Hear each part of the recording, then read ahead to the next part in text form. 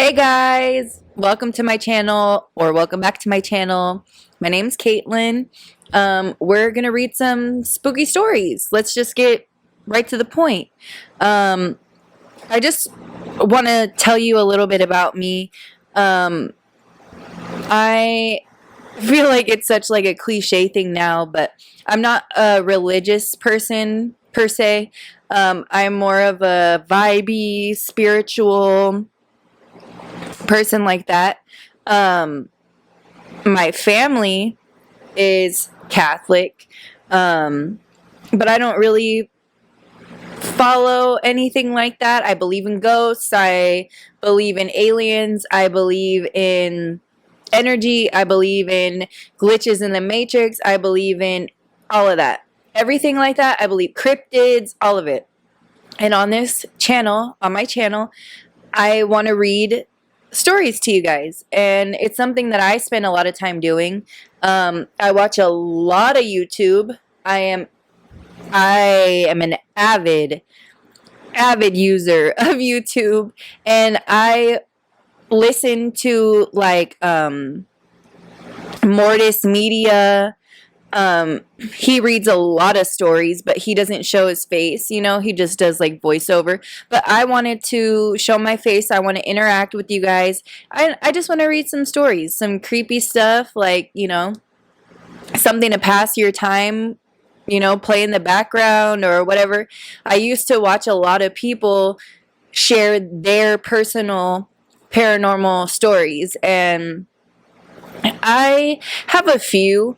Not that many, but I really find it interesting to read other people's experiences and get, think of my opinion on them. And I tell them to my husband, my mom, my sister, and I like to hear their opinions because everybody can get something different out of a story. And just because you say something happened and I agree doesn't mean everybody's going to think the same thing. Some people might think you're crazy.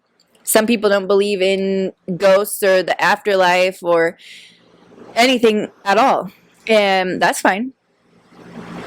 Cool. But it's just something that I think we can connect on. And, what's better than telling some scary ass stories and making you tighten your butt cheeks? You know what I mean? And I want to hear your guys' stories. If you want to write them in the comments, you're more than welcome to. I'd love to read them. And I want to open or create an email or maybe like a Dropbox or something that people can write their stories in to me and I can read them.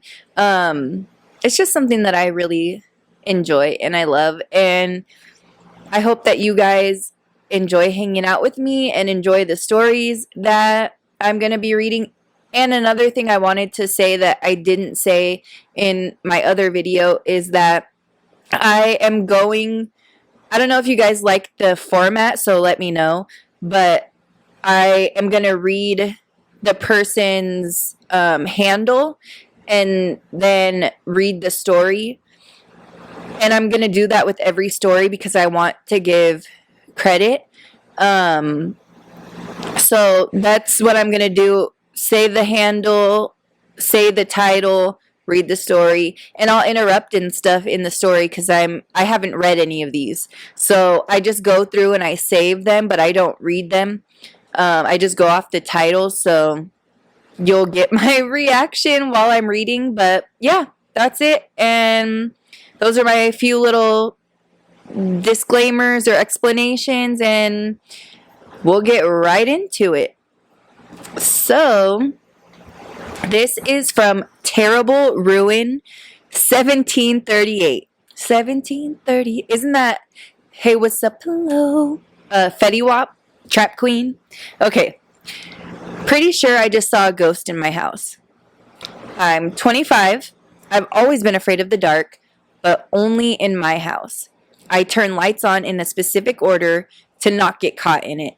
I've done that before. My father and I both have nightmares about the basement.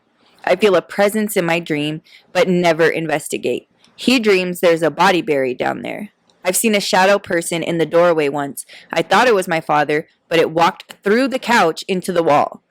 I've had a dream last night about conversing with a ghost girl that said there were 3 spirits in my house.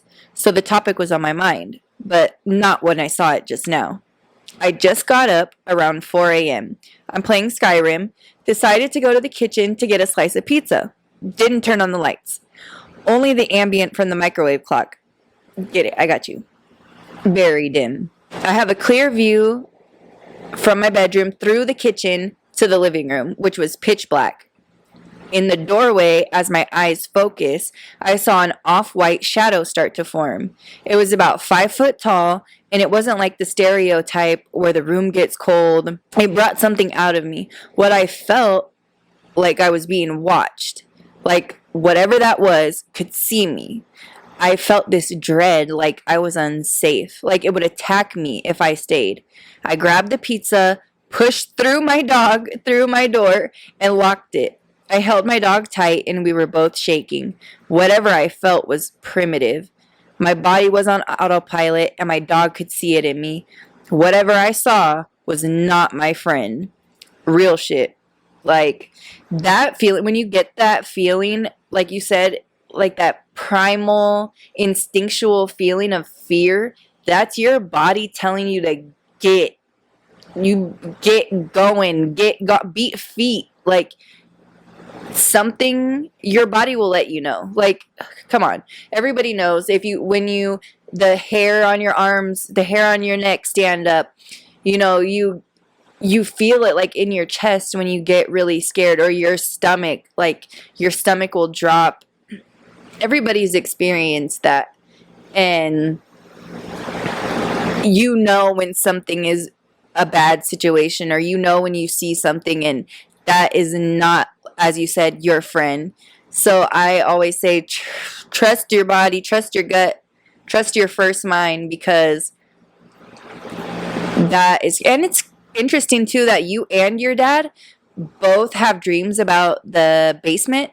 That's bizarre. Like, I wonder if somebody really is buried down there, because you said your dad has dreams that a body is buried down there. I wouldn't put it past anybody, you know what I mean? Like, people do crazy shit all the time, and people don't want to go to prison for the rest of their life. So I wouldn't put it past anybody to do that. I would check it. I wonder if it costs money to check it out. Like, if you told the police, if you called the police or something and asked, I wonder how you go about doing that. But maybe that's something you could look into. Or, maybe get a dream catcher. I don't know if that would work. Maybe. Okay, this one is from Trail of Hope. It says, A Bridge to the Other Side. A few years back, I went to a medium who speaks to those who have passed over. During my session with him, he informed me that my grandfather was there. He even gave me my grandfather's name. He told me that my grandfather wanted me to go to bingo and that he would make it worth my while. I used to go to bingo years ago and have not in many, many years. He told me that my grandfather would give me the feeling when it was time to go. So, that time arrived. I was washing dishes after supper one early evening, and there was a commercial on our local radio station about a bingo in my hometown, about an hour away, that was going to be quite the event. I brought it up to my husband and said, let's go to my parents, and you can hang out with the boys. They were little guys at this time, and you can visit with my parents. So off we went, and I went to bingo, and I won $200. On my arrival back into my parents' house, I announced that I won. Everyone was excited, but of course, wanted to see the money. Before I went to show them the money, I had an unbelievable feeling of freezing. I asked everyone if they felt that cold breeze that just went through. Everyone was talking to each other. No one seemed to have heard me. I said it again, and everyone kept talking. I felt a little weird and asked the third time and said it quite loud. Again, no response from anyone. My parents, my husband, and my 2 boys were all talking amongst themselves as if I wasn't even there, while the whole time I was feeling this freezing breeze all around me. At the 4th time, as I'm trying to get everyone's attention, I'm no longer cold, and everyone now is looking at me. I asked them if anyone was hearing me talk and if they felt the freezing breeze go through, and no one heard me talk or felt a cold breeze. I was a bit weirded out, but continued to reach into my front pocket of my pants and take out the folded $200, all in $20 bills. As I unfolded the money, smack dab in the middle of the folded money was a bridge of a fiddle. This money was counted out to me by the bingo attendant, and I also counted it out before I placed it into my pocket. There 100% was absolutely no bridge of a fiddle anywhere near that money. I cannot explain to you how shocked I was to try and figure out how that bridge of a fiddle got into my pocket, let alone in between $10, $20 bills. Now, to get a bit more freaky here, my grandfather was a well-known fiddle player in my hometown with the locals when he was alive. My father had his father's, the same grandfather, 2 fiddles in his safekeeping, and we were always warned as young kids to never touch the fiddles, and my boys were always warned to never touch the fiddles. My father was always scared they were going to get broken. As I was in shock looking at this bridge, I kept asking everyone in the room if they put this in my pocket somehow, knowing in my head that there was no way I wouldn't feel someone's hand go in my pocket to place this there. And of course, everyone was telling me, no, they didn't put it in my pocket. My father was very concerned at this moment and told us all to follow him to his bedroom. He took the 2 fiddles out of their safe place, opened them up, and lo and behold, one of the 2 fiddles was missing a bridge. I cannot explain this. The only thing I can say is that my grandfather would have had something to do with it if he could. I do believe that during the few moments that I felt the freezing breeze, could it have been when the bridge was placed in my pocket? I mean, you know, I think that's so cool that it actually, your dad, like all of you went to go check the fiddles to see if it was actually missing, and it was, because sometimes people will like find things like this, you know, like in between clothes or like in your pocket or hidden somewhere. They'll find something and it's like an extra piece, or you know what I mean? But that actually went to one of the fiddles. I think that is cool, and I think it was your grandpa. And I think he was trying to get your attention, and he obviously did get your attention. So it's kind of creepy, but it's kind of endearing too, because, you know, like he obviously, if that was him, he only has so many resources to use to get your attention, you know what I mean? So he probably did freeze you out and get your attention. So you could know that he helped you win the $200. You know what I mean? That's what I think. Okay. The next one is by, it says, High on the Mountaintop. Rural Tennessee farmhouse. Haunting incident from my childhood.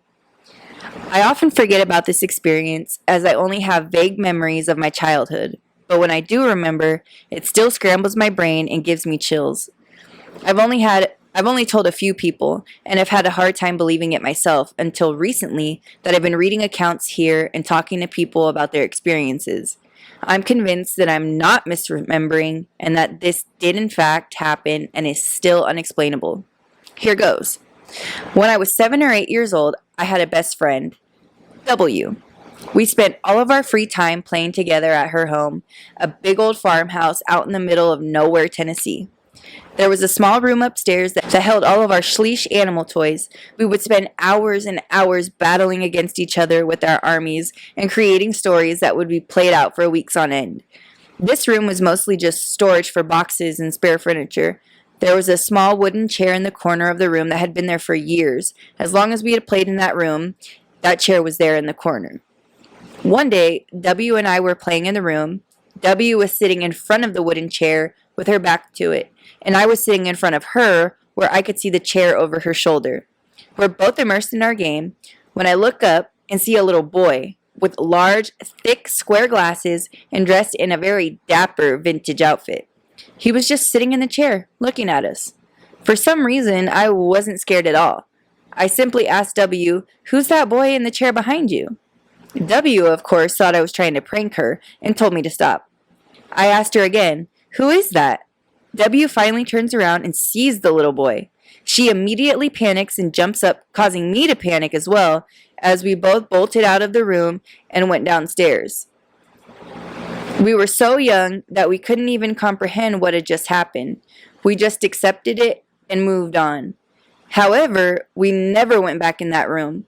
From then on, we couldn't even walk by the room without an immense feeling of dread.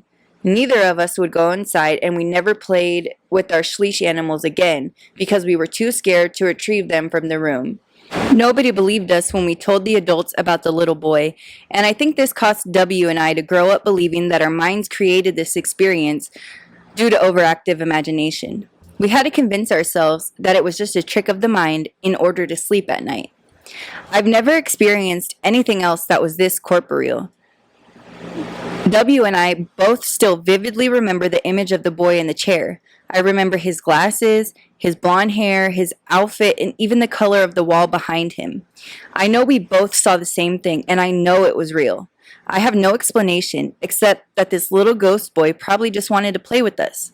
That is such a good story. I personally, let me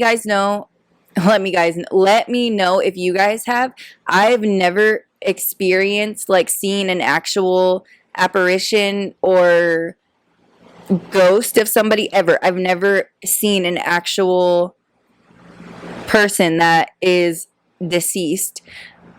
And I think about it often, like those kind of thoughts pop into my head all the time, but I can't imagine what I would do if I saw somebody and my friend also saw somebody that we know wasn't real, like wasn't physically tangible. Like that would be crazy. And the questions that were asked at the end of the story, like I don't think it was an overactive imagination because both of them saw the same thing at the same time, at the same place. And when is that an overactive imagination? Like I've been a little kid also. I've played make believe and imagined stuff, and what I imagine, for example, if you're playing with your friend, and you're a little kid and you're imagining a purple monster, you both can imagine a purple monster, but my imagination and interpretation of a purple monster is going to be way different than yours. They'll both be a purple monster, but not the same exact thing. And this is the same exact thing with two people at the same time in the same place, like I said. So I don't think it was. And I do think that children can see things that adults miss because adults, we're more shut off, I think. Well, now I think a lot more people are open, but adults are more I hate to use the word jaded, but that's how I feel. Jaded. We're closed off.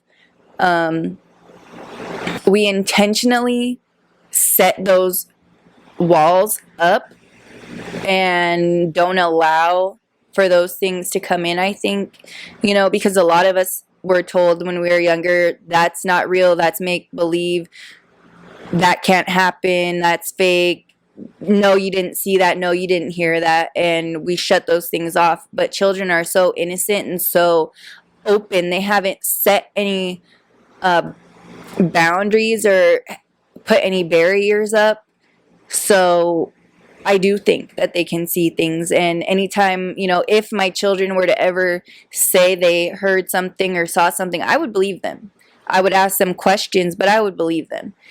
I know how it feels to be a little kid and hear something or, think you see something and be really scared and have your parents like not believe you. And it's not a good feeling. So I do think, let me know. Do you guys agree? Do you guys think that kids see things that adults can't? And if you do think that, why do you think that? It's a good topic for debate and discussion. I want to tell you guys my experiences later on, but now I'm 29, I'll be 30 in November. I hear my dad, it sounds like my dad yelling all the time, and he's nowhere near me, not even in the same house as me, same area as me, and I hear him yell like he's in distress all the time, and I call him and make sure he's okay. Even when I was living with him, I would hear him yell, his voice yell for me all the time, and then I would ask him if he, what he needed, and he said he didn't call me. So I've experienced that. My dad has experienced somebody calling his name, and all of those things, and I believe in that. And it's a very weird feeling. It leaves you confused. It you know you it's not a good feeling, and I'm sure a lot of you have experienced that. Like, I don't really know what it is, but a piece of advice that I do have that I take very seriously is, if you do hear somebody calling your name, or like I said, I hear my dad, but very rarely is it like him asking something of me or something that needs a response. But if you do hear your name being called or something being said to you, don't answer, don't reply. Just walk straight to the person that it sounds like and ask them to their face, hey, did you call me? Hey, did you need something? Don't ever, if you hear somebody call you out loud, don't ever say, huh? Yeah? Please don't do that. I don't think that's good. I think that can give things invitation to mess with you, because then they know that you heard them and they can get your attention. So that's just a little piece of advice from me. I wouldn't do that. But like I said, some people don't believe in anything at all, and I'm sure not everything is true, but in my little heart, I like to believe in all of this stuff, and it's really interesting to me.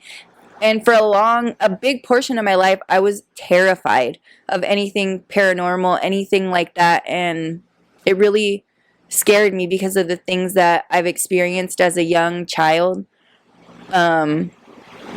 Not to say that my experiences are the worst, because I've heard some stories that are terrifying, and that would, I think, just mess with you mentally, like long-lasting effects of some experiences, and mine are nowhere near that, but they have stuck with me, and I just like to hear what you guys think. So this is the last one we're gonna read, and it is by Pandasaurus. It's titled, I Think I Pissed It Off. To preface, I live in a small town that was founded in the 1850s as a railroad town, and as it's exactly 100 miles between Columbus and Pittsburgh, and at the same time, steam engines needed to stop every 100 miles to refill with water. I live on the main street, directly across from the field the tracks run through, just down the street from the old rail depot, now a museum, and my house was built in the 1860s by the Pennsylvania Railroad Company. My dogs have always hated my dining room since I bought the house. They won't lay out there and never linger in there long while moving through the house. I've never thought anything of it. I always assumed it was because of the linoleum floor. Recently, within the past few months, they've started barking at the walls in the dining room in the evening. Again, I just assumed it was because of the shadows. The paint in there is a high gloss, light hue because it's a large room with a single light source and always feels dark, so at night the light can cast some pretty epic shadows. The week before last, my Mastiff charged into one of the walls while growling, and I finally paid attention to what he was barking at. I went out to the dining room and watched a shadow very clearly move from one end of the wall to the other while my dog was bashing himself off the wall. Poor puppy, pobrecito.